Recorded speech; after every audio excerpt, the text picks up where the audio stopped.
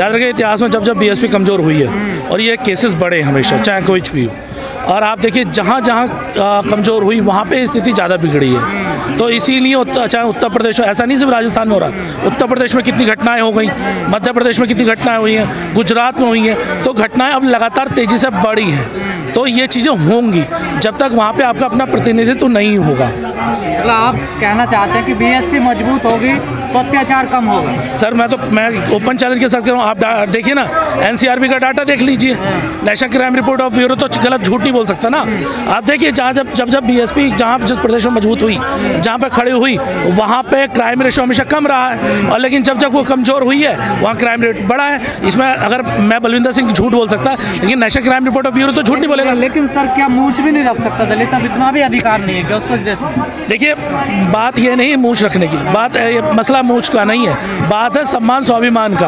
उन लोगों को ये लगता है कि अगर इन्होंने अपनी मूंछें रख ली, अच्छे कपड़े पहन लिए, तो उनसे ज़्यादा बढ़ गए, और लेकिन उन्हें समझना होगा इस देश में जितना अधिकार उनका उससे कई गुना ज़्यादा अधिकार हमारा है, और हमें अपने अधिकार लेने आते हैं। अब तक ये वो समाज नहीं रहा जो पहले कुचला पिटा हुआ रहता था, ये वो समाज नहीं रहा। अब ये अपने हक छीनना भी जानता है, जब छीनना जानता है तो लड़ना भी जानता है, इस बात को समझिए। तो क्या इन अपराधियों को कानून का डर नहीं होता क्या?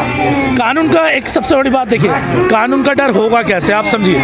वहाँ पर सरकार उनकी है, वो सरकार के ही मोहरे हैं, प्यादे हैं। जब कोई वो घटना पे अंजाम दिया तो उन पर कार्रवाई होती, तुरंत सरकार वहाँ पे बचाने के लिए आ जाती। अभी आपने बात करी हाथरस केस, भूल गए क्या? हाथरस केस में जितने वो था जो जिन्हें फांसी की सज़ा दी गई थी, उन्हें अब सज़ा वो कर दी, फांसी रद्द कर दी गई है और जमानत पे घर आ गए। क्यों?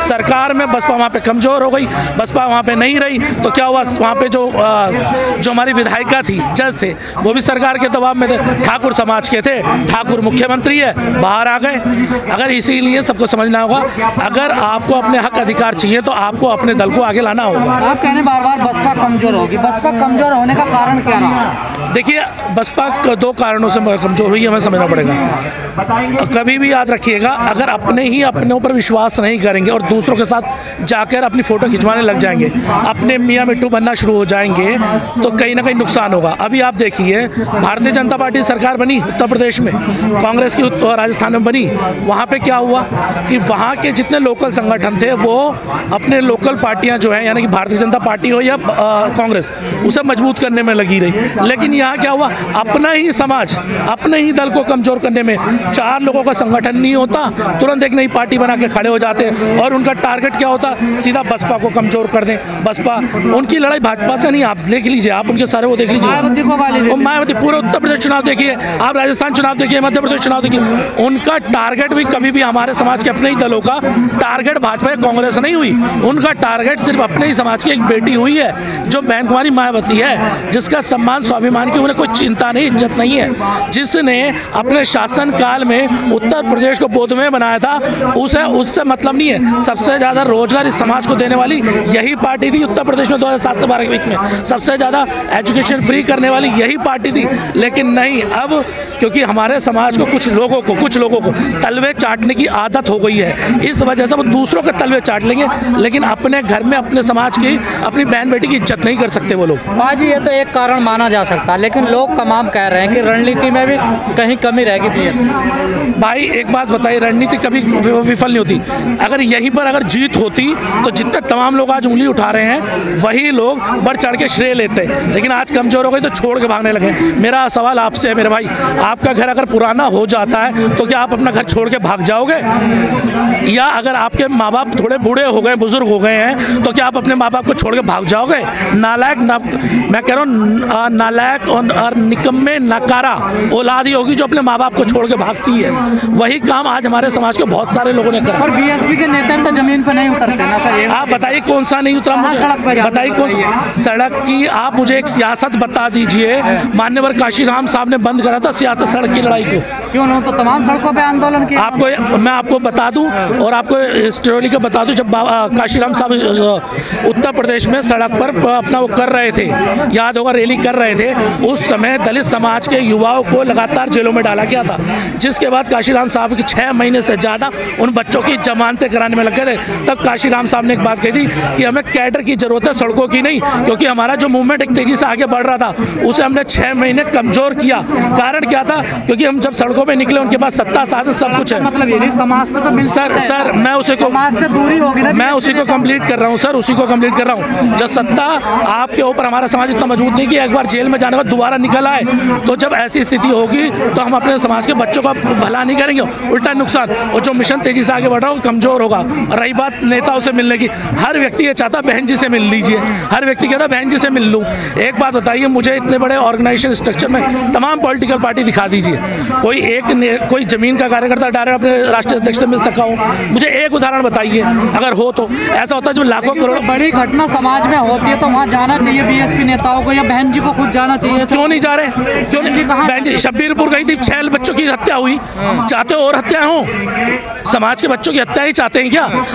तो बहन जी गई नहीं गई, शब्बीरपुर कांड हुआ, बहन जी गई। आते हुए जो प्रदर्शन, जो बहन जी को देखने गए थे, उन लोगों के ऊपर हमले हुए जिसमें हत्याएं हुई, उस पर क्यों नहीं बोला कोई? तब तो कोई नहीं बोला। शासन की कमी है ना, तो वो तो हर जगह बनेगी ना, क्योंकि हमारे लोग हैं नहीं, शासन प्रशासन में हमारे लोग हैं नहीं।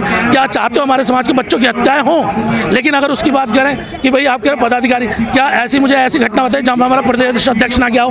भाई किसी भी प्रदेश का अध्यक्ष बहुत इंपॉर्टेंट होता है। एक जो अगर विधानसभा की बात करें तो उसमें लीडर ऑफ अपोजिशन कहलाया जाता है। तो जब विधानसभा अध्यक्ष जा रहा है वहाँ पे पूरी बहुजन समाज पार्टी कार्यकर्ता वहाँ पे ऑलरेडी होते हैं, तो क्यों परेशानी? समाज की मांग है कि बहन जी आए और हमारे घटना जो होती है उनमें कम से कम वो आए।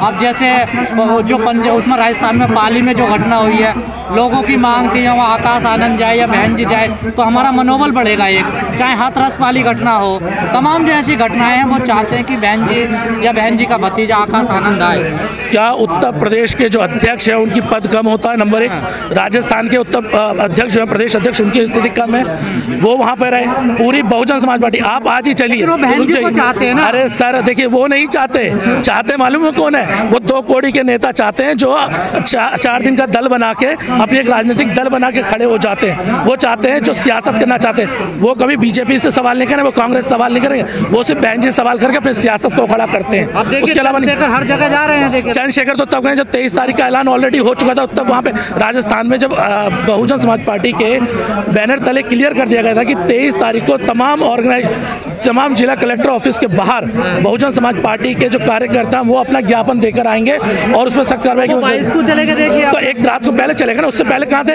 एक बात होता है, धौलपुर में घटना हुई, कहाँ गए वो?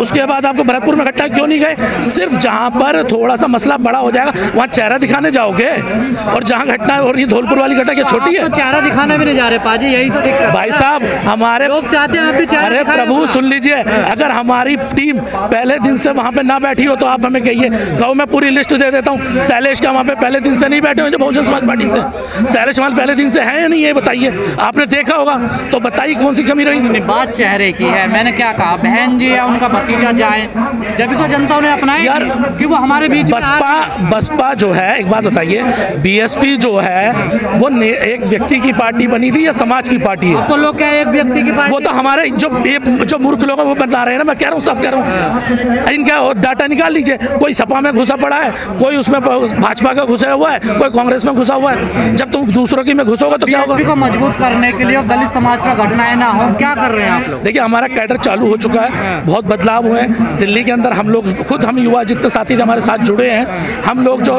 हमने अपना प्लेटफॉर्म छोड़ दिया था, हम सोशल रिफॉर्म से हट के मीडिया के अंदर चले गए, लेकिन अब हमें दिख रहा है हमें अपने परिवार के साथ जाना चाहिए, तो हम लोग खड़े हुए हैं। तमाम युवा अब खड़ा हो रहा है। अब अगर हर प्रदेश में अगर युवा खड़ा हो रहा है बहुजन समाज पार्टी को बचाने के लिए, तो आपको समझना होगा कहीं ना कहीं हम लोग दोबारा से इकट्ठे हो रहे हैं और फिर से हम लड़ेंगे।